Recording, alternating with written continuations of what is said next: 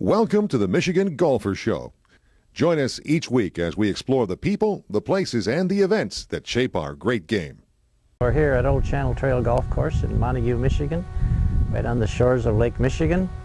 And it is probably one of the most well-preserved historic golf courses in the state of Michigan. Since it's a 27-hole golf course, but the original 9 was built in 1927, designed by Robert Bruce Harris. We think probably one of his first designs. In 1966, my father added a 9 holes called the Meadow 9. And in 1995, I had the privilege of adding a third 9 called the Valley 9 across the road.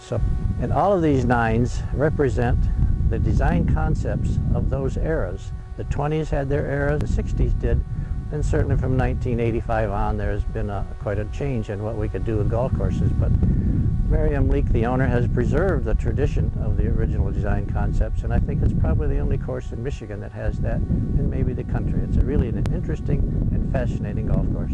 We're on hole number 6 at Old Channel Trail on the 9 holes done in 1966 by my dad. And we're on what we call a typical 60s golf course. It's a par 3. Things were relatively simple. Built one large tee, at least 100 foot long. Built a good green complex. The greens were always large, average about 6,500 square feet. Dad believed in really large greens. But the bunkering was relatively simple.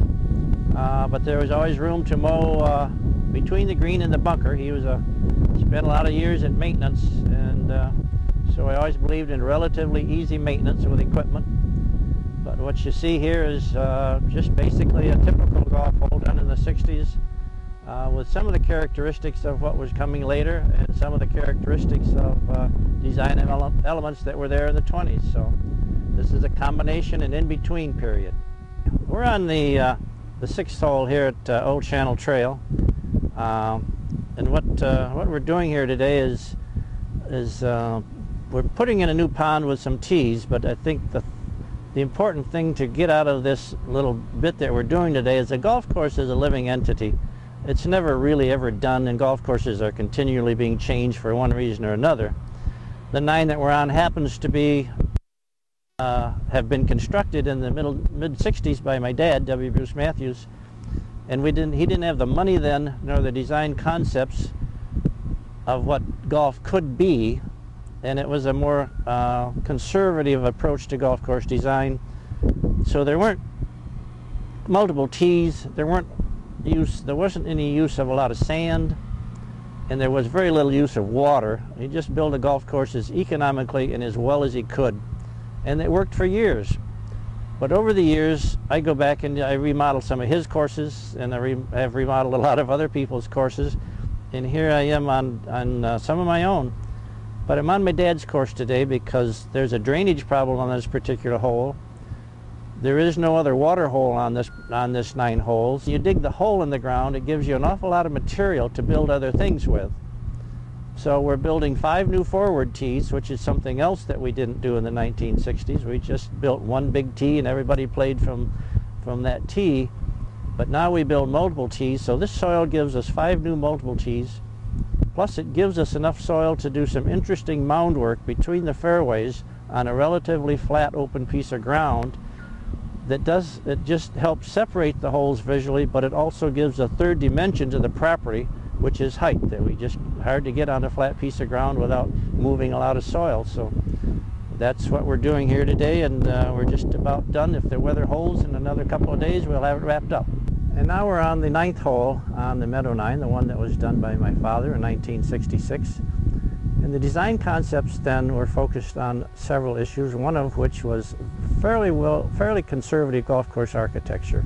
There wasn't a lot of money to do golf courses then, and the concept was to keep it basically simple and yet have good design. I worked with him at the time, but he did really basically solid designs in terms of golf hole layout. But he didn't do very much in terms of making the golf course more visually attractive or adding an awful lot of challenge. We just built a 1-tee system, a very large tee, but just 1-tee system. We built very good green bunker complexes, but the bunkers are far enough away from the green so you could mow in between them. We did very, very little, if any, fairway bunkering, and we did absolutely no berms or earthwork alongside holes to frame them and make them play better. He firmly believed that golf should be fun and challenging and playable, and he didn't try to trick it up in any manner at all, and that's what this 9 holes represents.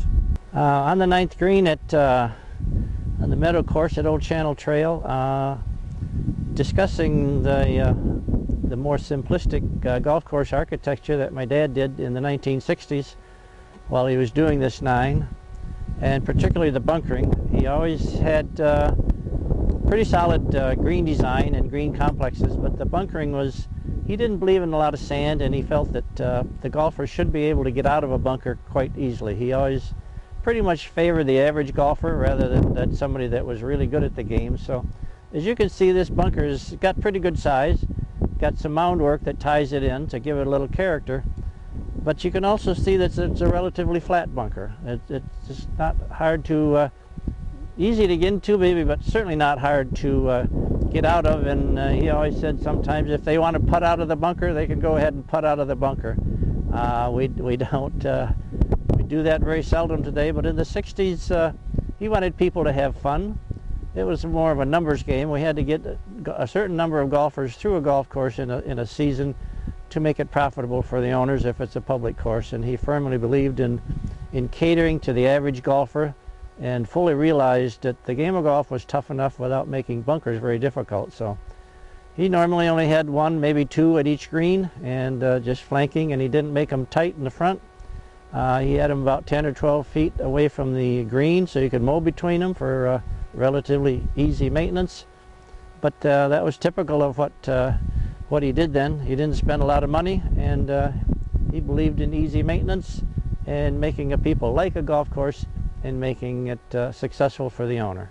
We started this project back in July. We came over and met with Miriam Leake, the owner, and discussed the possibilities of what we could do and how things might go. And then we did some design work on paper and did some cost estimates. And Miriam gave us the go-ahead in late September. And we're a little late in the season now. We're into first part of November, and we started 10 days ago. And if the weather holds, we should be done in about 5 or 6 more days, and it will be playable sometime probably about June 1 of 2009.